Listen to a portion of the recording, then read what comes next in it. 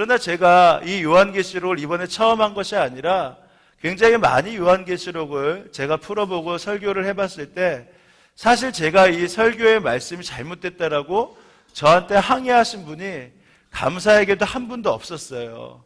뭐냐면 이것이 성서적으로 성경적으로 제가 제 자구적 해석이 아니라 읽는 그 흐름 그대로를 풀었기 때문에 그냥 이렇게 보셔도 무관할 정도의 역사적인 사건의 배경으로 제가 말씀드릴 수 있을 것 같습니다. 다만 말씀드렸듯이 대부분 여기서부터 성경의 해석들이 굉장히 많이 틀려지는 것을 봅니다. 그래서 나중에 시간이 되실 때 인터넷을 통해서 다른 목사님들의 강의, 다른 목사님들의 여러 요한계시록 강의를 들으셔도 아마 비교해 보시면서 많은 도움들을 받으실 수 있겠습니다. 자, 이제 요한계시록 그 여섯째 나팔과 일곱째 나팔 사이에 어떤 일이 일어나냐면, 자, 한번 10장 1절을 한번 보세요. 10장 1절. 10장 1절. 자, 10장 1절을 보면요. 자, 뭐가 나오냐면 10장 1절 한번 읽어보겠습니다. 시작.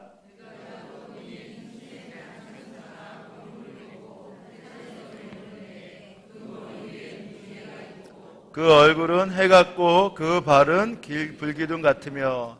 자, 지금 여섯째 나팔이 불린 다음에 보는데 힘센 천사가 오는데요. 자, 한번 10장 1절. 이 느낌이 좀 안 좋은 느낌인 것 같아요? 좋은 느낌인 것 같아요? 그죠? 분명히 힘센 사람이 천사인데 구름을 입고 와요. 구름을 입고. 자, 구름을 입고 구름을 타고 이 땅에 오시는 분이 누구시죠? 예수님이세요. 근데 이 힘센 천사도 구름을 입고 옵니다. 하늘에서 내려오는데 그 머리 위에 뭐가 있죠? 무지개가 있어요. 무지개가.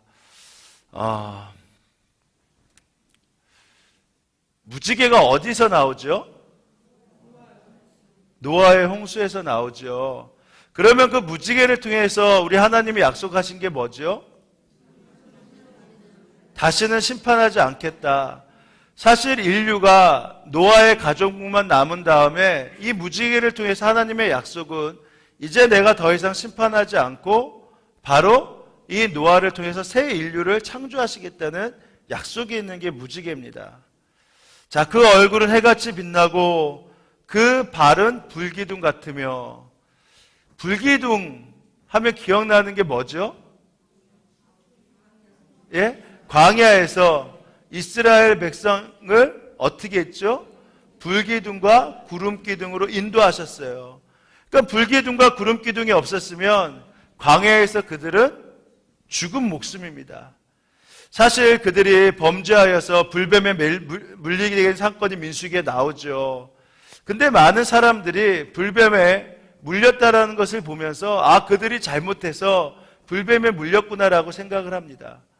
근데 정확하게 표현하자면요, 불뱀이 그동안에 우리 하나님이 불기둥과 구름기둥으로 인도하셨기 때문에 이스라엘 백성이 불뱀에 물리지 않았던 것이죠.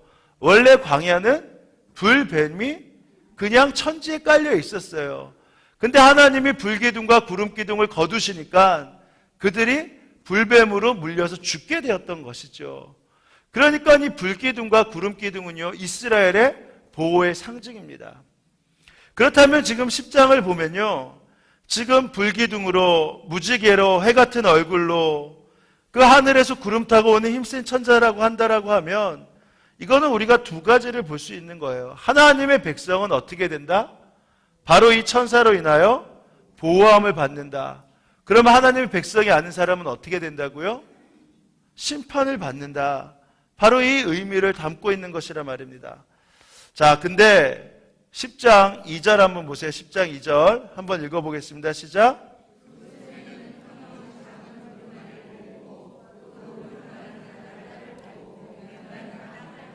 자, 지금 온 천지의 모습을 지금 밟고 있는 거예요. 근데 지금 펴놓은 작은 두루마기를 지금 보여주는 겁니다. 자, 펴놨다. 그러면 그전에는 어떻게 되었다라는 것이죠? 닫혀있다라는 것이죠. 5장에 보면 지금 예수님이, 하나님이 임봉을 하고 있어요. 인을요. 그죠? 근데 두루마기가 있는데 임봉을 하고 있는데 그것을 폈단 말입니다. 그러니까 지금 이것이 이들에게 펼쳐진 거예요. 그러면 이 임봉과 이것이 펼쳐졌다는 것은 거기에 뭐가 적혀 있죠? 온 인류의 마지막이 지금 여기에 적혀 있는 것입니다. 그것을 이제 펼쳐 놓은 거예요. 이제 다 펼쳐 놓으면서, 그리고 5장 14절에 보면 아멘 아멘 하면서 진실로 진실로 그것이 이루어짐을 내가 믿습니다 하는 고백이 나옵니다. 그러니까 지금 임봉이 펼쳐진 상황에 두루마기가 펼쳐지는 것을 통해서 어떻게 되냐면 이 일이 진짜로 이루어지는데, 지금 10장 2절에 보니까 그 이루어질 사건들이 지금 다 펼쳐져 있는 거예요. 다 펼쳐져 있습니다. 바다와 땅을 밟고 있다. 그것은 무슨 말이냐면, 무슨 말이죠?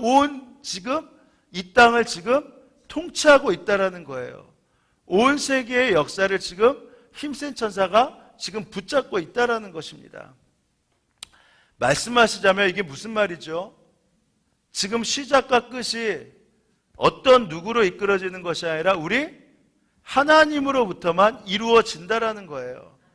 이것은요, 단어적 의미와 수거적 의미로 무슨 말이냐면요, 하나님의 자녀를 위한 하나님의 강력한 천명입니다. 나는 알파와 오메가다. 이 역사의 주인공이다.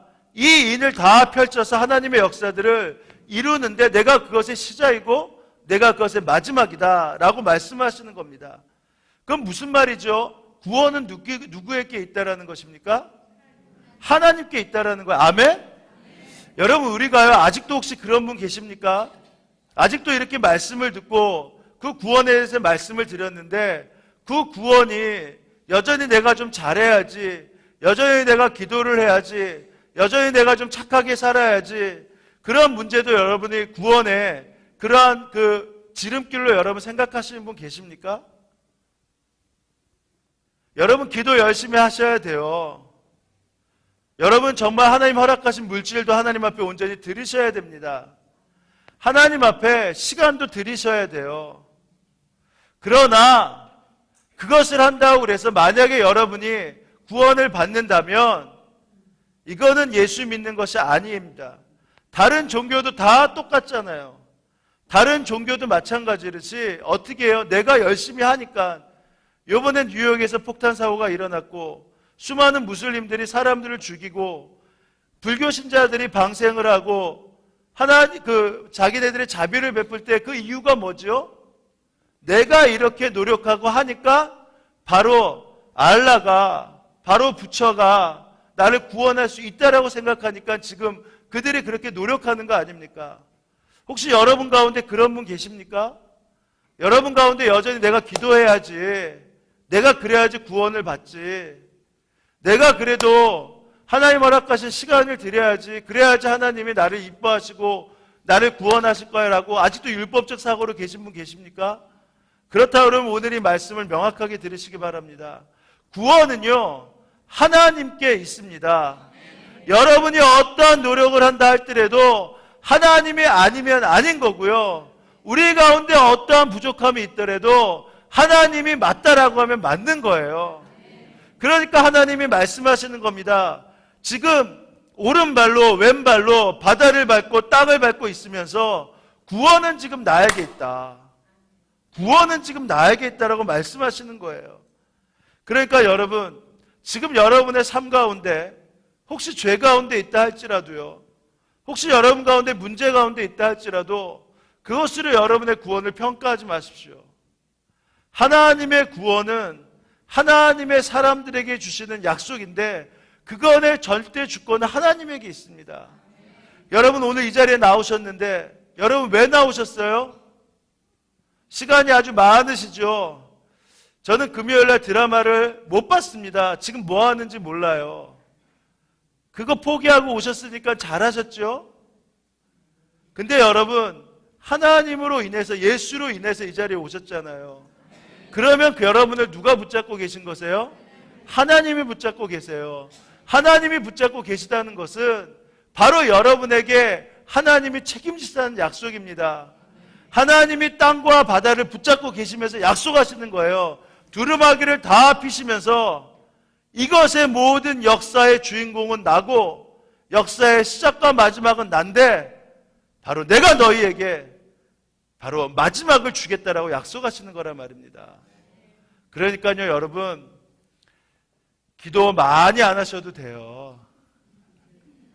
헌금을요, 되는 데까지만 하시면 돼요.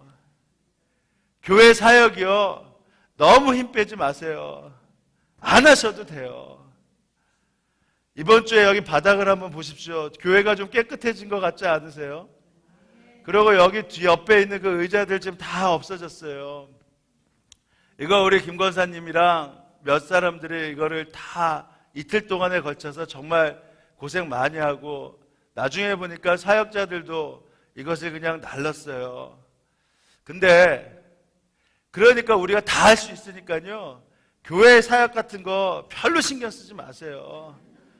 그냥 나올 수 있으면 나오시고 괜찮아요. 괜찮아요. 그래도 그 구원이 누구께 있어요? 그리고 여러분 누구에게 속해 있어요?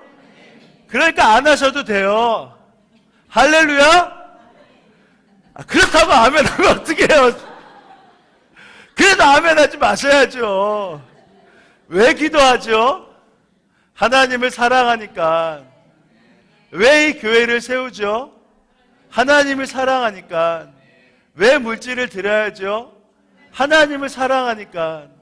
그러니까 하나님 사랑하는 만큼만 하시면 돼요. 할렐루야?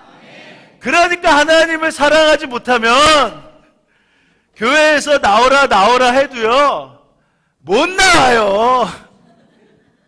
하나님을 사랑하지 못하면 기도를 해라 해도 못해요. 하나님을 사랑하지 못하면 그 물질이 내 물질 같으니까 힘들어요. 그러니까 어떻게 돼요? 11조를 내는데 내야 되나 말아야 되나 고민되고, 부활절 헌금을 하는데 내 차비보다도 못한 헌금을 내면서도 괜찮은 거예요. 사실요, 정말 하나님 사랑하신 만큼만 하시면 됩니다. 그러면 시험 들 거 아무것도 없어요. 어려울 거 하나도 없어요. 이거요, 우리 이렇게 옮기고 그럴 때 만약에 이거 한다고 하면요, 사역자들이 요즘에 참 많이 어려운 일들을 많이 합니다. 맨날 양복을 입고 온 다음에 저녁에 갈 때는 바지가 다 지저분해져요. 맨날 나르고 움직이고 할 게 얼마나 많은지 몰라요. 만약에 힘들다고 하면, 그렇다고 그러면 정말 힘들다고 하죠. 근데 보세요, 얼굴이 힘들어 보이나? 왜 그런지 아세요? 하나님을 사랑하기 때문에.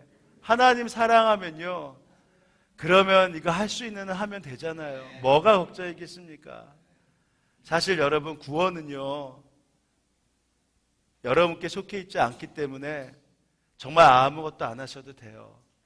그러니까 처음서부터 기본에서 시작하시는 겁니다. 근데 하나님을 사랑하면 하나하나씩 누리게 되어 있어요. 하나하나씩 늘어나게 되어 있습니다.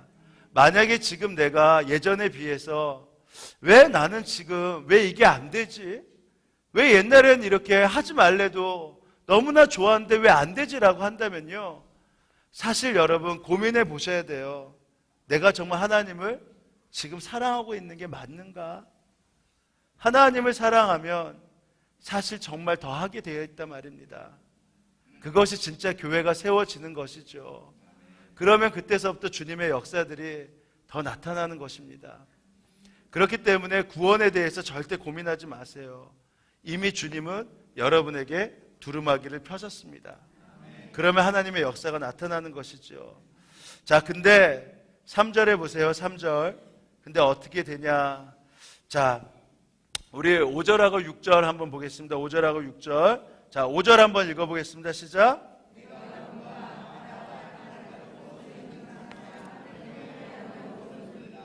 자, 오른손을 드세요. 오른손을 들고.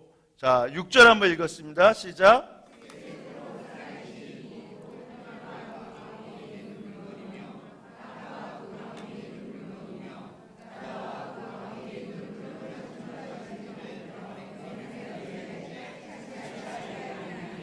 예. 이 천사가요, 지금 오른손을 들고, 오른손을 들었다는 것은 반드시 하겠다라는 것이죠. 세세토록 살아계시니 곧 하늘과 그 가운데 있는 물건이며 땅과 그 가운데 있는 물건이며 바다와 그 가운데 있는 물건을 창조하신 이를 가리켜 맹세하여 이르되 뭐 한다고요? 지체하지 아니하리니. 무슨 말입니까? 이제 곧 이루겠다라는 말씀입니다. 이제 곧 시작하겠다라는 말씀이에요. 무엇을 시작하냐? 그 대답이 7절에 나오죠. 자, 7절 한번 읽어보겠습니다. 시작. 그의 나팔을 불려고 할 때에 하나님의 그의 종 선지자들에게 전하신 복음과 같이 하나님의 그 비밀이 이루어지리라. 아멘. 지금 하나님의 비밀이 이루어지는데 하나님의 비밀이 무엇이냐? 바로 13장 15절서부터 나오면 하나님이 영광을 받으셔서 하나님의 사람들을 하나님의 영광 가운데 두시고 하나님의 사람이 아닌 이 땅의 사람들을 하나님께 버림받은 역사가 나타난단 말입니다. 이것이 하나님의 비밀인데 그 하나님의 사람들이 그 마지막 비밀에 어떻게 바뀌는가가 성경에 나와 있어요. 자, 한번 거기에 꼭 적어 넣으세요. 7절 밑에 고린도전서 15장 51절서부터 52절 그렇게 한번 적어 보십시오. 그리고 데살로니가 전서 4장 16절 17절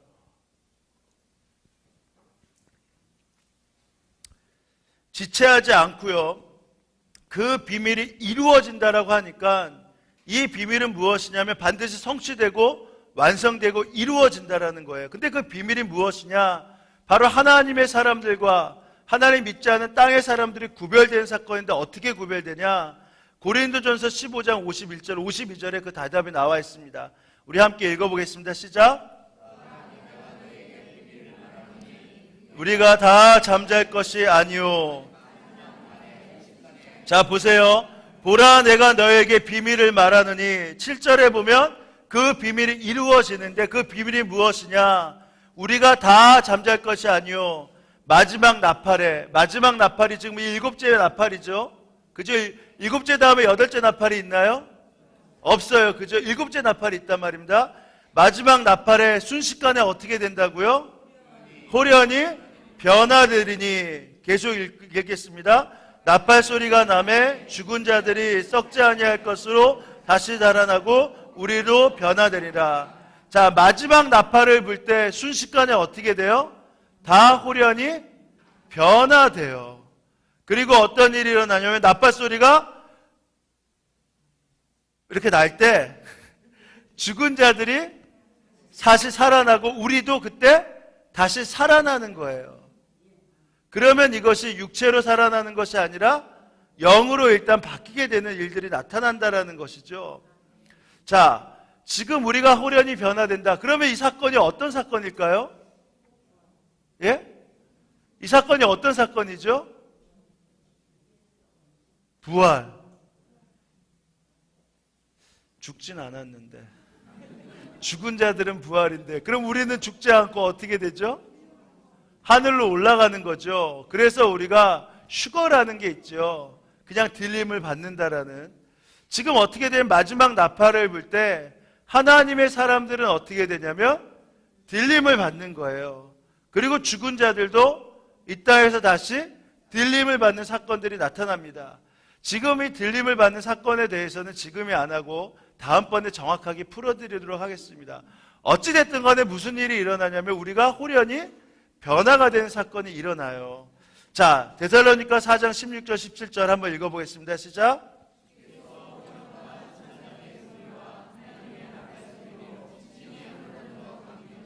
자, 지금 나팔 소리가 나면서 하늘로부터 지금 이 땅에 내려오세요. 자, 계속 읽어보겠습니다. 시작.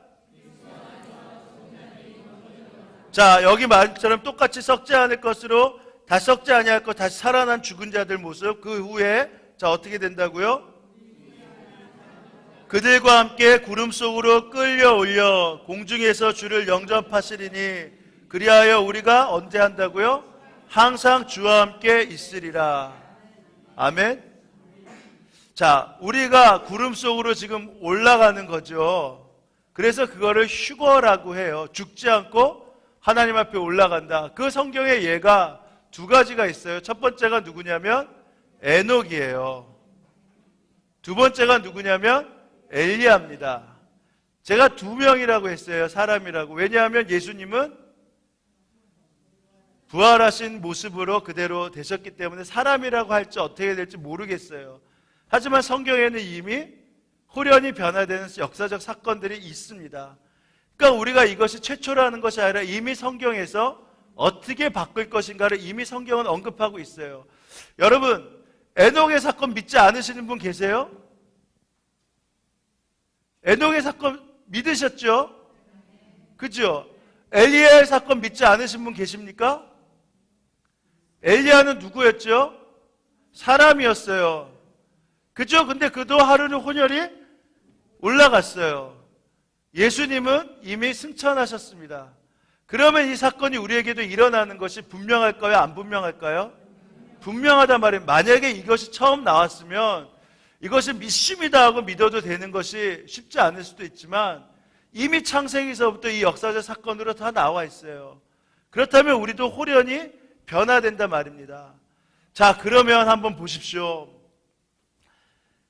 자, 그러면 일곱째 나팔이 불리워졌을 때 두루마기를 펴서 하나님의 사람들로 불려진 하나님의 사람들 가운데 열애된 사람이 있어야 될까요? 없어야 될까요?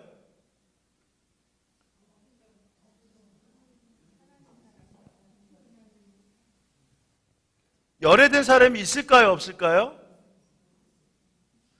하나님의 사람, 그러니까 교회를 다닌 사람 말고 하나님의 사람들, 예수 믿는 사람들 없어야 되죠. 여기 보세요. 15장 51절 52절 보면 우리가 다 잠잘 것이 아니요. 무슨 말이죠? 그러면 하나님의 사람은 다 변화된다라는 것이죠. 그러니까 하나님의 사람들은 마지막 나팔이 불릴 때 어떻게 돼요? 한 명도 열애 없이 다 들림을 받아야 된단 말입니다. 이 해석이요, 세대주의자들의 해석하고 좀 틀려요. 세대주의자들은 이 일이 일어난 다음에 마지막 대접의 심판에 이 땅에 사람들이 남아있을 것이라고 얘기합니다. 그러나 성경을 봐도요, 이 땅에 남아있을 수가 없어요. 왜냐하면 제가 말씀드린 대로 이미 마지막 심판의 나팔은요, 여기서 끝나게 되어 있단 말입니다. 그러니까 사실 11장을 보고 마지막 나팔이 불린 순간서부터는 사실 우리는 공부 안 해도 돼요. 그때서부터 우리는 어떻게 홀연히 변화되어서 언제 된다고요? 데살로니가 4장 17절에 보면 우리가 항상 주와 함께 있으리라. 이것이 우리에게 이루어진단 말입니다. 그러니까 어떻게 돼요? 그 다음서부터는 믿지 않는 자에게 일어날 심판에 대해서, 그리고 어떻게 되냐면 믿는 자가 바로 우리 하나님과 더불어 어떻게 영생을 누리는지에 대해서 나와 있는 내용이란 말입니다. 이게 15장서부터 22장까지의 역사예요. 그렇기 때문에 사실 오늘 그냥 마지막 나팔이 불려서 여러분 불립니다 하고 끝내도 요한계시록은 끝내도 됩니다. 이것이 조금 틀리다는 거예요. 제가 딴 분들하고 해석할 때. 저는 나팔이 불 때요, 성경 어디를 봐도 나팔이 불린 다음에 남아있는 것에 대해서 이해가 되질 않는단 말입니다. 그러니까 왜냐하면 나팔이요, 그 다음에 독수리의 상징이 바로 심판과 구원의 상징이기 때문에. 그리고 여러분 보세요. 찬송가도 그렇게 하잖아요. 나팔 불 때 나의 이름 하죠. 인을 불 때 나의 이름 없죠. 대접 불 때 나의 이름 없죠. 그러니까 지금 저희들은 다 이미 고백하고 있어요. 나팔 불 때 나의 이름 불린다고. 그러니까 나팔 불 때 나의 이름 안 부르면 어떤 사람이에요? 안 믿는 그 사람이고 구원받지 못한 사람이죠. 제가 지금 논리적으로 틀렸습니까? 맞는단 말입니다. 그러니까 이 나팔이 불리게 되면 이제 하나님의 사람들이 지금 데살로니가 전서 말씀처럼 우리가 항상 주님과 함께 사는 이제 영원한 신부로 사는 모습들이 어떠한가, 사실 그것까지 저희들이 봐야지만 우리가 이 땅에서 환난도 이겨내고 이 땅에서 고난도 이겨내고 이 땅에서 어려움을 겪어도 나는 이제 영원한 주님의 신부야라는 기대 때문에 이겨낼 수 있으니까 그 다음에 성경이 있는 거죠. 반대로요. 믿지 않는 사람들이 어떻게 저주를 받고 얼마나 힘들까를 봐야 되니까 그들을 어떻게 해서든지 하나님의 사람으로 구원시켜야 되니까 저희들이 요한계시록 마지막까지 봐야 된단 말입니다. 이미 근데 말씀 가운데 마지막 나팔이 불리는 그 순간이 우리에게 되면 우리는 이미 주님과 동행하는 기쁨들을 누리게 되는 것입니다. 자, 그래서 이 말씀을 여러분들에게 허락하셨을 때 그 다음에 이런 말씀이 있어요. 자, 8절 한번 읽겠습니다. 8절. 자, 8절 한번 읽겠습니다. 시작.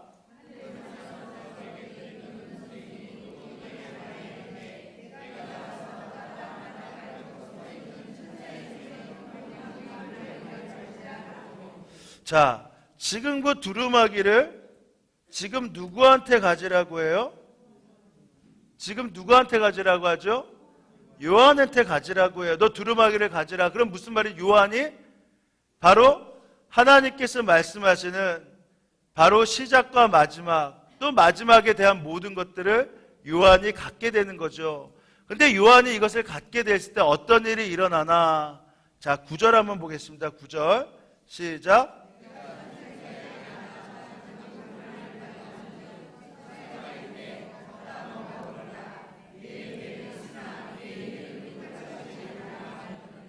자, 천사가 가지라 하니까 요한이 그것이 너무 좋으니까 어떻게 해요? 달라고 해요.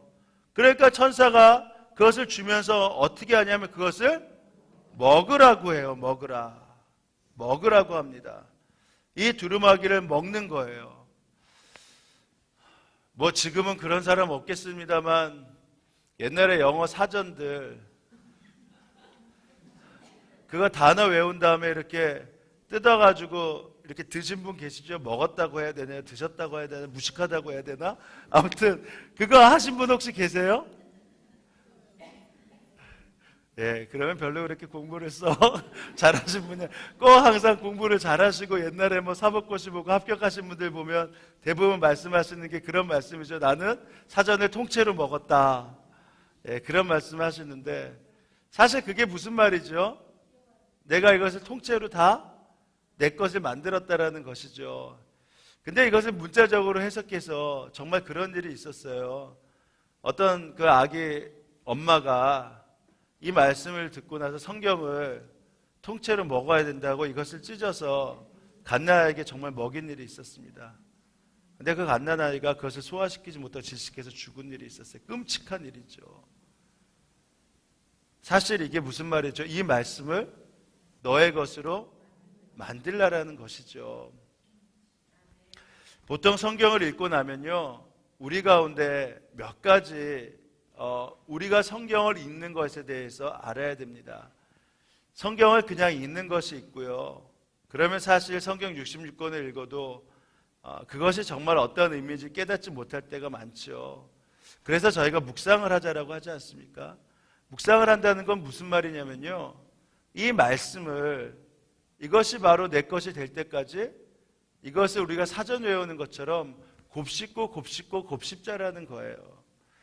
그래서 묵상이라는 게 우리가 성경을 묵상하는데 단순히 도처럼 그냥 가만히 있는 것이 아니라 명상을 하는 것이 아니라 히브리 말로요, 이 묵상이라는 게 하가라고 해요.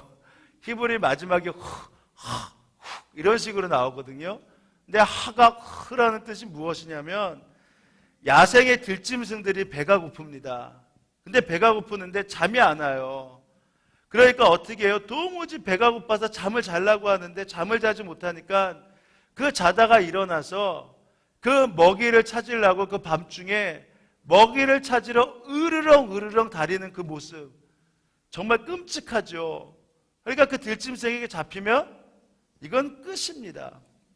그런 것처럼 지금 들짐승이 지금 배가 고파가지고 밤에 잠을 자지 못하고 무엇인가 음식을 찾으려고 그냥 으르렁거리며 눈을 번쩍이면서 음식을 찾을 때 바로 그것이 바로 묵상이라는 뜻이에요. 두 번째 묵상은 무엇이냐면 소가 되새김질하는 모습이 묵상이라는 것입니다.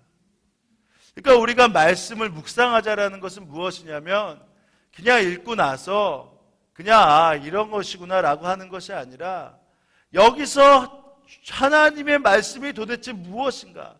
내가 여기서 하나님의 생명의 말씀을 찾지 않으면 내가 오늘 잠을 자지 못하겠다 할 만큼 이 말씀을 간절하게 파서 야, 오늘 나에게 허락하신 말씀이 아니면 나는 도무지 잠을 잘 수 없다 라고 생각하면서 말씀을 보는 게 묵상인 거예요. 우리 사역자들하고 매번 크리틱을 하는데, 크리틱을 할 때 제가 우리 사역자들하고 할 때 소리를 높이는 게 두 번 있어요. 예배가 준비가 잘 제대로 안 되면 사실 그 자리에서도 제가 뭐라고 할 때가 있습니다. 참 죄송한 일이죠. 왜냐하면 예배를 하나님 앞에 드리는데 하나님 앞에 우리는 온전히 예배를 받을 수 있도록 정말 준비를 많이 해야 되기 때문에 사실 그렇습니다. 오늘 이 자리에서 우리 전사님 기도했습니다. 한 전도사님은요, 이것을 놓고 일주일을 금식하셨어요. 여러분, 4분 기도하는 거, 이게 뭐 웬만한 전도사님, 목사님 같으면 그냥 나와서 기도합시다 해서 기도 인도하는 거 아무것도 아닌 것 같죠. 근데 전도사님은 이 시간이 하나님이 받으시는 걸 알기 때문에 정말 금식하면서 그렇게 이 기도, 4분 기도의 준비를 하신단 말입니다. 저희가 예배 준비를 그렇게 해요. 그러면 예배 준비가 됩니다. 근데 기도 준비를 하시다가도 만약에 기도 준비가 너무 저희가 봤을 때 정말 하나님의 말씀처럼 받지 않고 하나님으로부터 기도를 받지 않으면요, 그 자리에서 우리가 기도를 쓰지 않던지 다시 한번 이 말씀을 갖고 이 기도를 갖고 무릎을 꿇고 기도하자고 그래요. 그것이 우리에게 있어서 너무나 중요한 일이기 때문에 이 일을 가지고 함께 나눕니다. 두 번째는 설교 크리틱할 때입니다. 설교 크리틱할 때 제 목소리가 굉장히 커져요. 사실 저도 크리틱해야죠.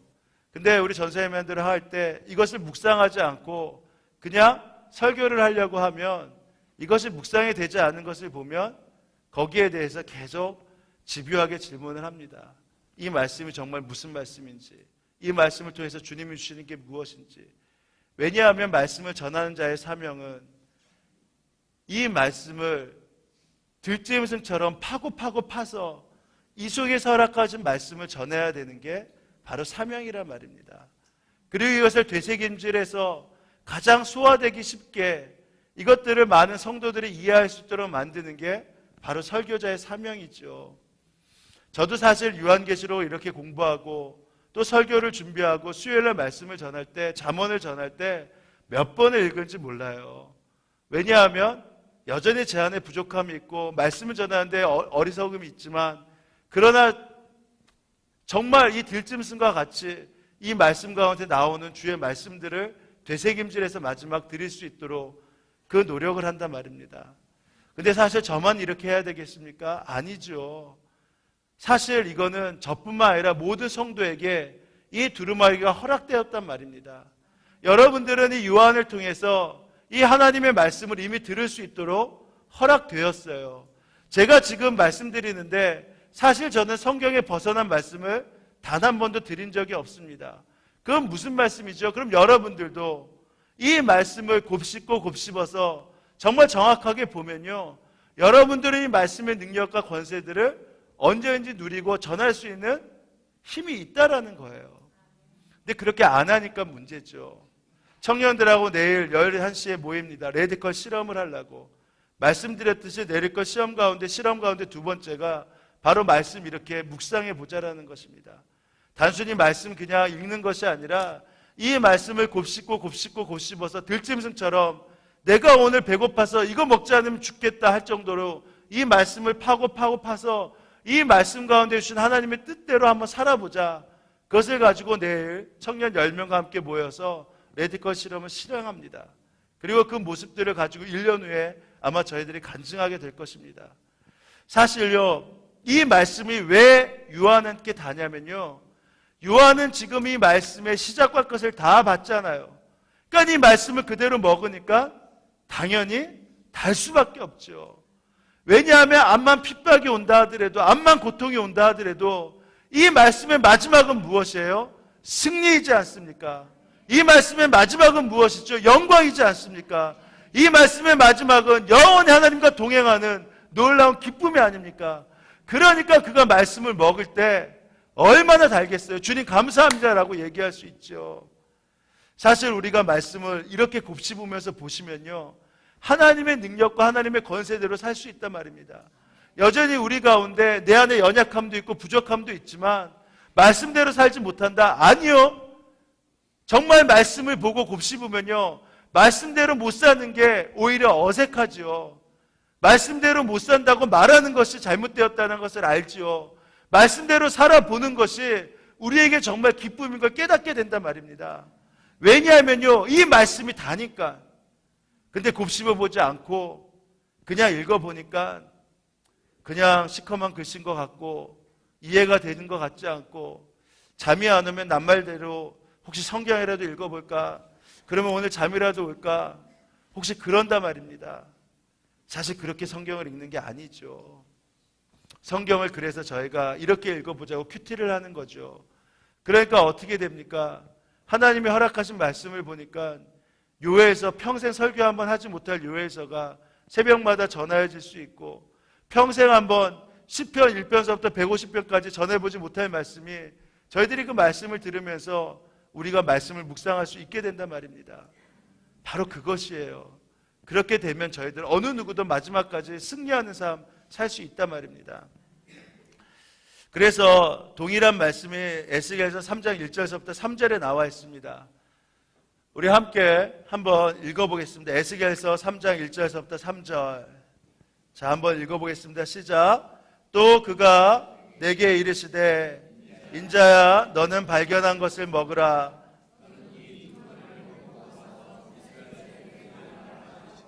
동일하게 에스겔에도 말합니다. 이 에스겔의 상황은 어떤 상황이죠? 지금 바벨론 포로로 잡혀가서 지금 바벨론에 있는 상황이에요. 근데 그때 어떻게 하냐면 바벨론의 포로로 잡혀가 있는 에스겔에게 어떤 일이 일어나냐면, 너네들은 70년 만에 지금 이 바벨론에서 이 열방 가운데 있는 신이 누구인지를 너희들은 발견할 것이고, 너네들이 하나님이 이스라엘의 하나님뿐만 아니라 이 모든 전 세계의 하나님인 걸 너희들이 발견할 것이다.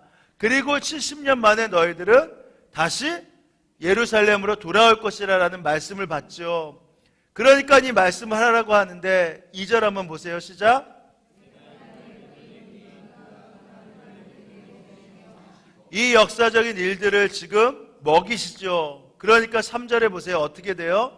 내게 이르시되 인자야 내가 내게 주는 이 두루마기를 내 배에 넣으며 내 창자에 채우라 하시기에, 이게 무슨 말이죠? 이 말씀을 너 것으로 다 소화시키라는 거죠. 다 그대로 먹으라는 것이죠. 그러니까 어떻게 돼요? 내가 먹으니 그것이 내 입에 달기가 꿀 같더라. 그러니까 지금 너무너무 단 거예요. 왜냐하면 도대체 이 일이 일어날까? 우리가 바벨론에서 정말 70년 만에 예루살렘으로 귀환되는 게 맞을까? 우리 하나님이 이스라엘의 하나님으로서 너무나 약한 하나님이라서 바벨론의 말뚝신에게 봐도 너무나 약한 하나님인 것 같은데, 지금 이 바벨론에서 오히려 우리 하나님의 이름이 드러날 수 있을까? 우리 하나님이 이 바벨론에서 영광을 받으시면서 온 우주의 하나님이라는 것이 드러날 수 있을까? 근데 이 말씀을 온전히 곱씹어서 소화시켜서 보니까 이 말씀이 진리이더라 말입니다. 그러니까 얼마나 좋아요. 그러니까 지금 뭐라고 하냐면 내 입에 달기가 꿀 같더라. 이 말씀이 정말 진리로 믿어지기 시작하니까 꿀 같은 것입니다. 자, 근데 여기에는 조금 틀린 게 나와 있죠. 지금 에스겔의 사건은요, 그들에게 회복이 명하여졌으니까 달다 말입니다. 근데 지금 보면 10장에서 보면 조금 다른 상황이 돼요. 자, 10절, 11절 한번 읽어보겠습니다. 시작.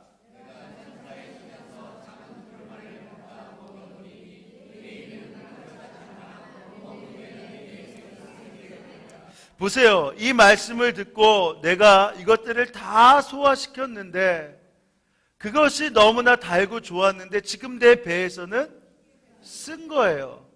에스겔은 이것을 소화시켜서 먹으니까 지금 달았단 말입니다. 근데 지금 동일한 상황인데 지금 요한은 이것이 써요. 쓴데 11절 한번 보세요. 시작.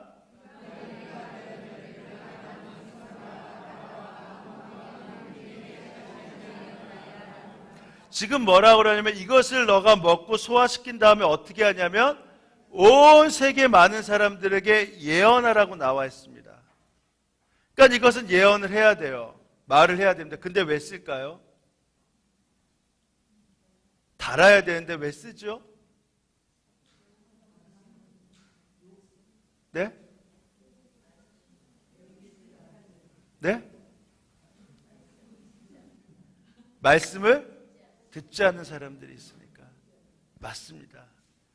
이스라엘은요, 그들이 구원받을 것을 보니까 얼마나 좋아요. 근데 지금 이스라엘에게만 전하는 것이 아니라 마지막 때가 되면 이스라엘도 다 구원받지 못한단 말입니다. 성경에 나온 대로 14만 4천이라는 게 완전 수지만 이스라엘이 모두가 다 구원받는다라는 게 아니죠. 그러면 여러분 보십시오. 수많은 자들이 구원을 받지만 정말 수많은 많은 자들이 구원을 받지 못한단 말입니다. 지금 요한이 이것을 알게 된 거예요. 지금 내가 구원받고 하나님의 사람들이 구원받는 것은 너무너무 좋은데 지금 본인에게 있어서 그것이 너무 좋은 일이지만 그것을 다 먹고 보니까 어떤 일이 일어나요? 하나님의 사람들은 구원을 받는데 그렇지 않은 사람들은 영원한 지옥으로 가게 되는 것을 본단 말입니다. 그러니까 이것이 달 수가 없지요. 만약에 나만 생각한다면 좋은 일이지만 당장 여러분 생각해 보세요. 지금 여러분의 남편이, 여러분의 아내가, 여러분의 부모님이 지금 오늘 이 말씀을 보면서 나는 하나님의 사람이 맞구나. 알파와 오메가 되신 하나님이 나를 붙잡고 계시는 것이 맞구나 라고 생각하면 얼마나 좋습니까? 근데 이 말씀이 다 소화되고 보니까 어떻게 해요? 나는 구원받는데 내 아버지는, 내 어머니는, 내 남편은, 내 아내는, 내 가족은, 내 동생은 영원한 지옥으로 가는 걸 아는데 여러분 정말 달기만 하겠습니까? 오히려 쓰지요. 맨 처음에는 내가 구원받은 것이 너무 기뻐서 입에 단데 그것을 다 소화시키고 보니까 야, 이거 큰일이구나. 분명히 성경이 이 말 다 전하라고 했는데 전에도 듣지 못하는 자들이 있다는 것을 이미 보았으니 이거 큰일이구나. 그러니까 어찌 그것이 나에게 달 수가 있겠습니까? 여러분, 그러니까 쓸 수밖에 없죠. 사실 하나님의 사람들이 왜 전해야 되죠? 왜 하나님의 사람들이 왜 쉬지 않고 복음을 전해야 되죠? 정말 쓴 것을 알면 전하지 말래도 전할 수밖에 없는 거고 쓴 것을 알면 쉬라고 해도 쉴 수 없는 거란 말입니다. 이것이 우리 가운데 곱씹고 곱씹어져서 이 말씀이 정말 진리임이 믿어진다면 사실 내가 언제까지 미워하고 언제까지 싫어하고 언제까지 아니라고 얘기하겠습니까? 여러분 생각해 보세요. 그래서 성경은 분명히 마지막을 얘기하면서 먼저 이것을 너가 먹어라. 이것을 다 소화시켜라. 그러면 쓴 것을 알게 될 것이다. 이 말씀 해주고 계신 거 아니겠습니까? 이번 주에 우연찮게 상담을 하고 얘기를 들었는데 참 기쁜 얘기를 들었어요.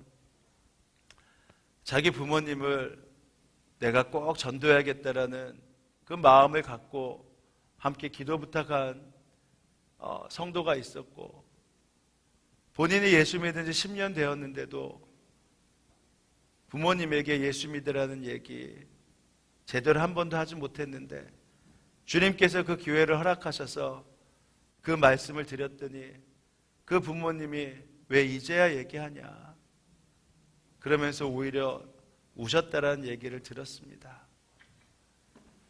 사실요, 우리가 기도만 하는 것이 아니라 우리의 입술은 열려야 합니다. 그리고 입술이 열리기 시작하면요, 반드시 주님은 역사하세요.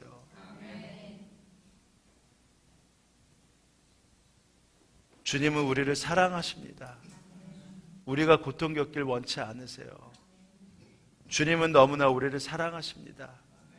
그렇기 때문에 우리가 바로 영원한 고통 가운데 있길 원치 않으세요. 그렇기 때문에 우리 주님은 우리가 정말 이 쓴 것을 알고 간절히 나아가기 시작하면 주님이 반드시 그 마음의 문 열어주신단 말입니다. 그리고 반드시 우리를 위해서라도 바로 그들을 주님 앞에 이끄시는 축복을 누릴 수 있단 말입니다. 그래서 저희들이 기도하는 거예요. 열방을 위해서 기도하다 보면 열방을 사랑하게 됩니다. 사실요, 그렇지 않으면 누가 북한 같은 그러한 놈들을 사랑하겠어요? 누가 일본 같은 놈들을 사랑하겠어요? 이번 주에 제가 정말 기가 막힌 뉴스를 들었어요. 이번에 보니까요, 저번 화요일자 신문에 나왔는데 일면에 이렇게 나와 있습니다. 아베 일본 총리 망언을 했다고 나와 있습니다. 그 사람이요, 일제 침략 사실을 부정, 이렇게 머릿 기사가 나왔어요. 그러면서 뭐라고 하냐면, 침략의 정의는 학계에서나 국제적으로도 정해져 있지 않다며, 그건 국가와 국가 간의 관계에 있어 어느 쪽에서 보느냐에 따라 다른 것이다. 무슨 말인지 아시겠습니까? 지금요, 일본의 그 아베 총리가요, 뭐라고 얘기하냐면, 침략도요, 그거는 상대적인 것이다 라고 얘기를 하는 겁니다.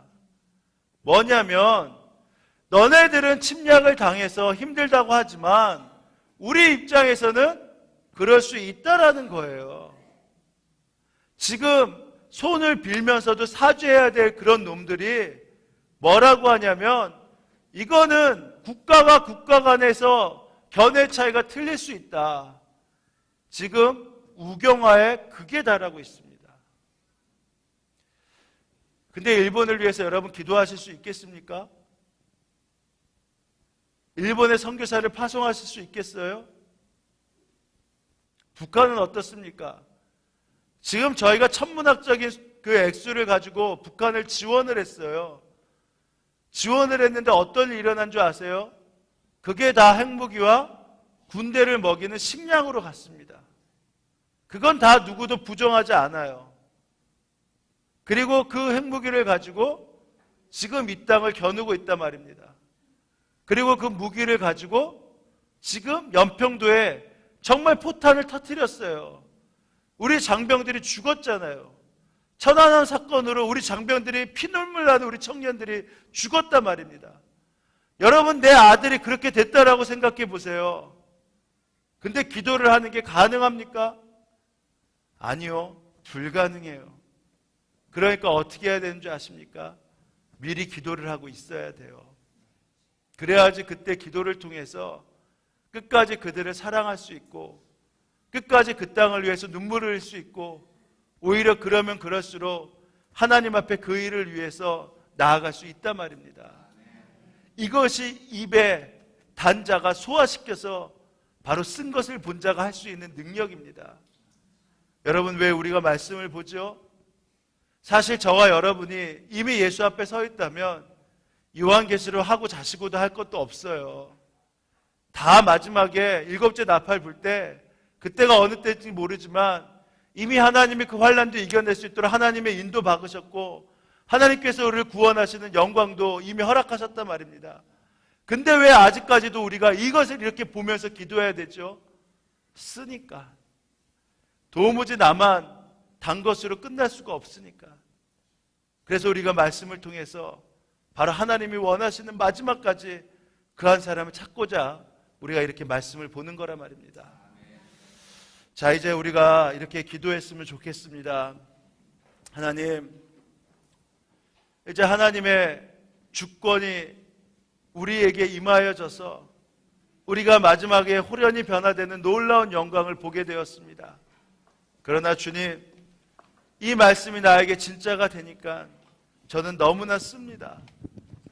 도무지 써서 내가 견딜 수가 없습니다.